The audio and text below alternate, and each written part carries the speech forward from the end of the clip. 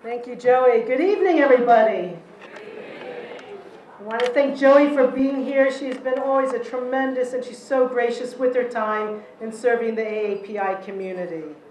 I want to congratulate Hepatitis B DC Initiative. I'm so pleased to be here and to celebrate your accomplishments to date. A very special congratulations and thank you to Jane Pan, the Executive Director of Hep B DC. She's a longtime dear, dear friend of our family, and I wish my parents were here because they would have wanted to be here as well, too. And we can tell that since she got involved with this effort, she's been talking about it nonstop. And so you're very fortunate to have someone who's extremely passionate, commits all her time and energy onto a very, very important subject, hepatitis B. I also want to really thank the leadership of the board for Hep B DC, and congratulations for all your hard work as well. A special congratulations to the doctors in the community whom you are honoring tonight. They are so critical in the education and care that they are providing to our community. A special acknowledgement to Dr. Andrew Lee, who hails from a family of distinguished community leaders as well, Dr. Toon Lee and Mrs. Lee, who our families have actually gone back more than 40 years, and we used to play in orchestra together. So this is a tight-knit community here. But it's great to see the next generation of leaders being honored as well. You'll hear more about why we're here tonight to talk about Hep B, but I just wanted to tell you a few facts as well too. I was astounded when I first learned of the disparity of this disease among our communities, that 50% of those with chronic hepatitis B in the U.S. are AAPI. Furthermore, we know that AAPIs are often unaware of their risks. Studies reveal that 64% of Vietnamese Americans had never heard of the hepatitis B vaccine. Fewer than 50% of Cambodian Americans had ever heard or been tested for Hep B. And a study among Chinese Americans showed fewer than half had been tested or vaccinated, and 65% of those who were chronically infected were not aware of their infection. This underscores why culturally appropriate programs like the Hep B initiative is so critical. If you haven't been tested, let's all make a pledge to ourselves and our families to get tested as soon as possible. To the physicians in the audience tonight, we hope that you'll continue to work with us to educate your patients and the community, as well as your peers in the medical profession. Improving the overall health and welfare of the AAPI community is at the heart of the work that I'm currently involved with.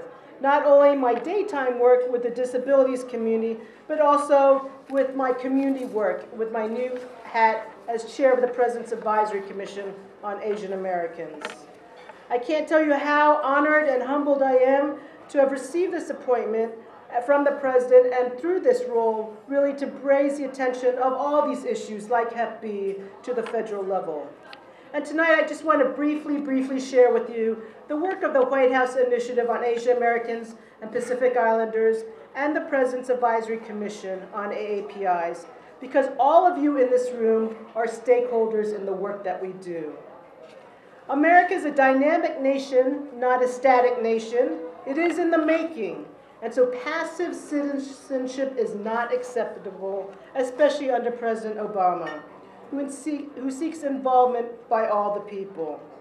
The White House Initiative on Asian Americans and Pacific Islanders and the Commission are our vehicles for active participation. So this initiative was signed in October of 2009 by the President, and it reestablished this White House Initiative on Asian Americans and Pacific Islanders, which was first initiated by President Clinton in 1999. And I have to emphasize how important an executive order is, because I think most people don't know about what the importance it is. It is the highest action a president can take. And unfortunately, the only other executive order impacting the Asian American community was 9066. Which actually interned the Japanese Americans during World War II. And so fortunately, we have come a very, very long way when it comes to executive orders. The President stated when he signed the executive order that no community should be invisible to their government. The executive order also specifically states that our efforts will focus on communities that remain underserved, including Native Hawaiians, Pacific Islanders, Southeast Asians, and the low-income and marginalized, and individuals with limited English proficiency. Our primary mission is to improve the quality of life for AAPIs through increased participation in federal programs in which we may be underrepresented.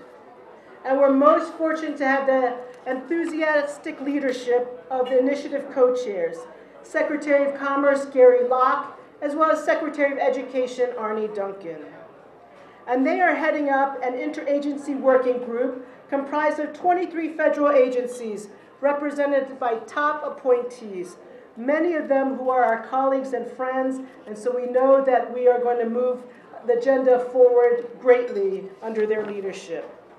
We're also staffed with a team headed by Initiative Executive Director Kiran Ahuja, and tonight from the staff we have Kate Morales, who's here, and she staffs us, the Commission, as well as she's working on the health field.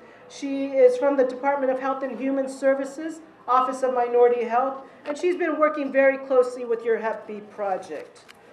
The 20-person commission, of which I head, is comprised of community leaders from throughout the country, and so they are representing us, you and me.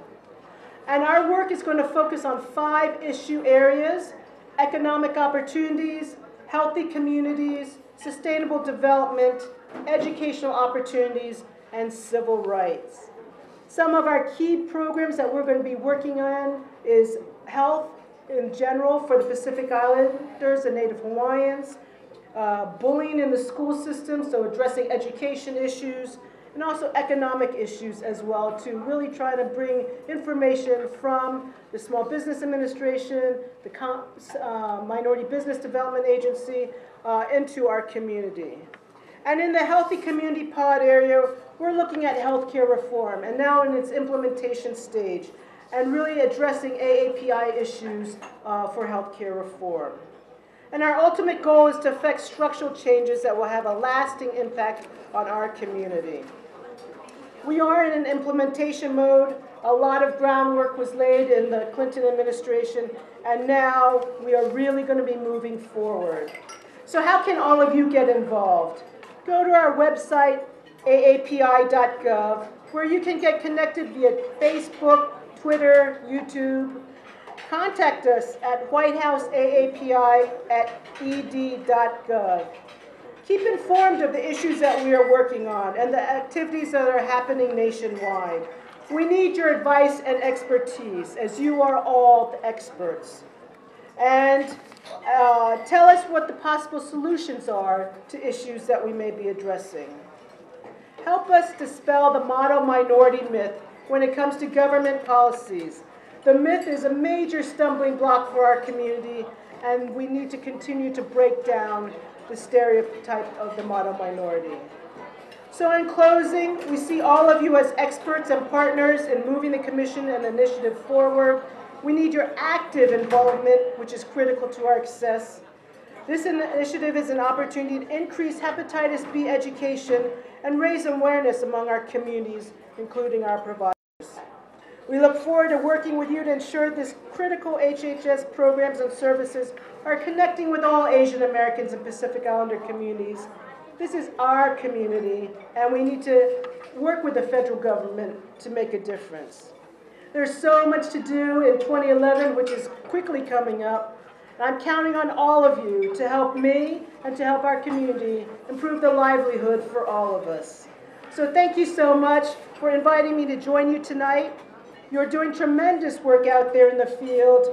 Let's stop the spread of hepatitis B through education and vaccinations and save lives. We've got to all work together to ensure that that happens. Thank you so much.